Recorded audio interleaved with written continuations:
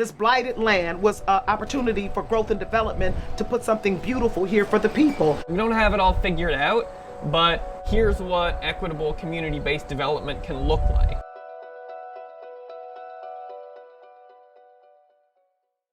Avalon Village is a project located in Highland Park between the streets of Woodward Avenue and 2nd.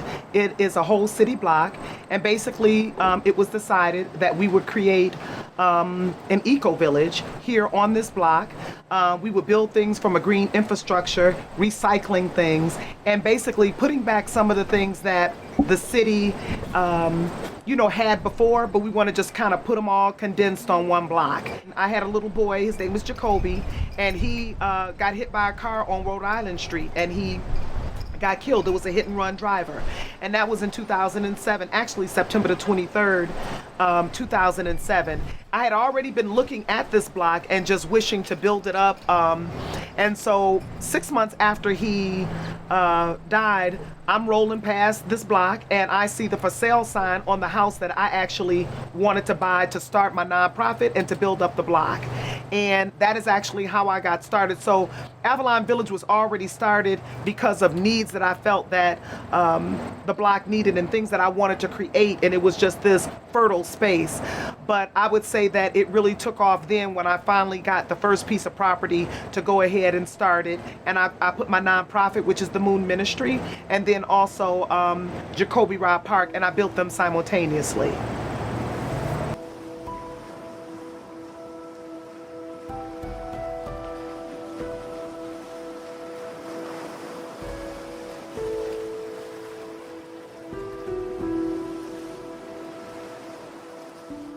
Our lights here in Highland Park, unfortunately, were repossessed back in 2011, which left us with no streetlights on our residential streets. So approximately 1,100 or so poles were actually taken out of Highland Park, and it left us in the dark. We didn't want to live like that. I knew I was building the homework house. I knew I was building a park for the children and having all of these children-centered activities and things for the people, and we definitely needed light and somewhere to provide more security in our village. When Solidarity started in 2012, it was really around, hey, can we replace one of these lights that got cut out with a solar-powered street light? It was not an organization. It was barely even a community organizing effort. It was 3 dudes in a church basement that were like, a solar street light would be cool. So we raised some funds through this campaign and put up the first solar street light. And it was really in the response to that light going up that I personally started to realize that this is an organizing project, not a technology project, and that solar lighting was a good solution to the lack of lighting because it was more affordable, it works when the grid is out, and all these other things. But at the end of the day, this was about the decision making. Why is it possible that a city could get its lights cut out to basically pay for DT's profit margins, right? And leave people in the dark. It's not just about replacing the lights with something that's sustainable, that meets people's needs. It's about putting them back up in a way that they can't ever be just cut out and taken away in that way again. After we did the first street light, I started attending the neighborhood association meetings because I had this great group of folks supporting the project, but I was also new to Highland Park. So I was attending the regular neighborhood association meetings, and one of the meetings I went to, she was there. I'd never met her or seen her before, but as we were doing introductions, she just gave this rundown of, well, here's what we're doing at the Moon Ministry. We're rebuilding this whole block, building an eco-village, providing all this stuff for, and I was like, just listening to someone describe like the ideal world I want to live in. Exchanged numbers, I went and kicked it on her porch. After a lot of conversations, it just made a lot of sense to do the second light there because of the bigger vision she was building and the way that the solar-powered lighting fit into that vision. I didn't feel that I deserved to live without light and to be able to live without just regular practical services that a city can provide. And so basically, we just went on ahead and just did it on our own. But it comes from being able to know that it's my birthright to be able to live in a city and live in a space and be able to have just the practical services. The folks here in the village, the folks in Highland Park, the concerned people, Solidarity, we came together and we made that happen. And so basically the people, we have the power to make things better for ourselves. That she had a right to put that light up there, and we asserted that.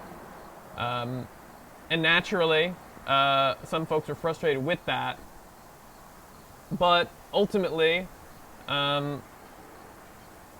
the lot was sold to her, and she has been able to build out and develop Avalon Village, right, further and deeper because of that. And then when we gained more, I guess, attention, you know, folks were really interested in helping out the village. And so we got donations. We have gotten small grants. We've gotten things, you know, just added. Folks were like, hey, we want to help build the village.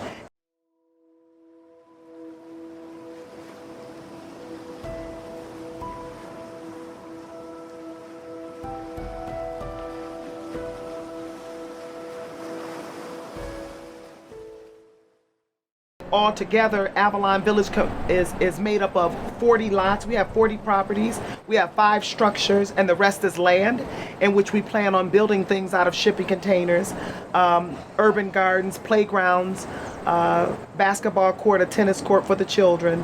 That's next to the homework house. That's one of our biggest projects that we're working on now. So totally, Avalon Village is 40 pieces of property, 5 of them are structures. 3 lots are Jacoby Robb Park, basically. Well, 2 good lots. One of them I have the Goddess Marketplace on, which is an economic initiative for women entrepreneurs, and that's inside of a shipping container. In moments of crisis, people pick up whatever ideas are lying around, and so DTE and corporate entities and people with lots of power and money already, they've got lots of ideas lying around about how they want to privatize water systems and kill public education and replace it with charter schools and do all this nonsense. So in the context of dealing with this moment of rupture and change, we need to have ideas lying around. We need to have solutions to these problems that are on hand and ready to go. I don't see anybody else, right? Anybody other than Shu and Juan and other folks that are really proposing, like, here's what equitable community-based development can look like, right? We don't have it all figured out, but this is a lot better than the gentrification and displacement that's being proposed on the other end, that is the norm. To be able to build out the solutions, to have answers to the questions, means that as you build organizing power and you can pressure and lean on those people in power to make the right decision, that you actually have like a carrot and a stick, right? You can be like, look, we can do organizing and pressure you, but we also have a good option, right? Like, we're not pressuring you towards nothing. We're pressuring you towards this vision that's been built and driven by Highland Parkers being involved and leading the way. As we've started to find that Parker Village and Avalon Village and Solidarity and a lot of other folks in Highland Park that are really solutions-oriented have been developing really good ideas to solve the problems that are emerging in community.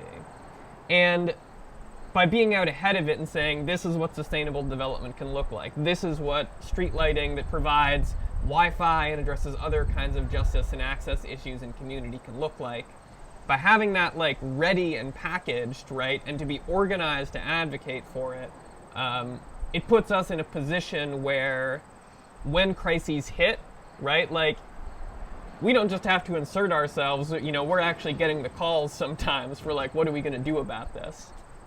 What's going on inside this home in the middle of a Highland Park neighborhood is quite a story. They're so excited. And we're like, Mama Shu, I'm coming to the homework house as soon as you get open. A dedicated place where neighborhood children can study in a safe and clean space, and so much more. Most saw a rundown home. For Mama Shu, She saw potential Oh my God, I love it. and decided to buy this house on Avalon Street and turn it into a homework house. Over here is more study space, and also the micro library is gonna go in this space. We decided to stop in recently and see how the transformation was going. This is the kitchen. Mama Shu so proud to show off the progress. Children will be able to eat in different spaces. They're so excited, and we're like, Mama Shu, I'm coming to the homework house as soon as you get open. The future is bright along Avalon Street, thanks to a woman and her love of her neighborhood. I think that if you do what's inside your heart and you want to do it bad enough, and you just continue stay focused, and you keep your eye on the prize, I think that it can't help but happen. Long as you stay true to yourself, you know? If you're doing stuff to make money and money only, it ain't no fun. You know what I'm saying? Your spirit can't be free. You can't have a good time with it. You know, I'm having a good time with it because I'm not thinking about the things that I'm short of. I'm thinking about the gains that'll actually happen. So I'm just want to just keep thinking about, okay, we get ready to have a basketball court. It's going to be over here. We got the land already. All we need is just the money to come through to come do it. But in the meantime, I'm going to work on something else over here. So I don't focus on, okay, how are we going to get this? I don't want that to feel strenuous. I don't want that to feel stressful. That's the thing. It's a pace or whatever to this too, Matt. You know, it's a pace and it's got something to do with timing. So all while this is happening, characters are being built, better decisions are being made on my part, my team. You know, we're being able to build a strong team. The right folks will start coming to you to do certain things. Next thing you know, you can get connected with this, you can get connected with that. Hey, I have this grant that may help you with this. Oh, bet. You know, you go, and it's time for that. It's smooth the way that it'll happen if you don't feel like you're stressful and you don't feel that you're rushed. And for me, it took 9 years to clean it up. I know it's going to probably take years to go ahead and build it up, and I'm really all right with that. I've never felt like, oh my God, we got to get it done this and it, have it up for this date and that day. Man, if I thought that before, I've learned. I've learned that, nope, you just go ahead and let it do because it's all going to take care of itself. And that includes all the resources that you need to happen to make it to. You just stay on your grind with it. And that's all I kept saying. My ancestors, just stay on it. That's all right. You stay, you stay, you stay. I heard that like 3 times on my porch one day when I was having my coffee in the morning, you know, and my tea when I sip, you're like, you stay. So I'm like, okay. And it gets tough and everything, but you just still stay. But it's beautiful once it starts to unfold.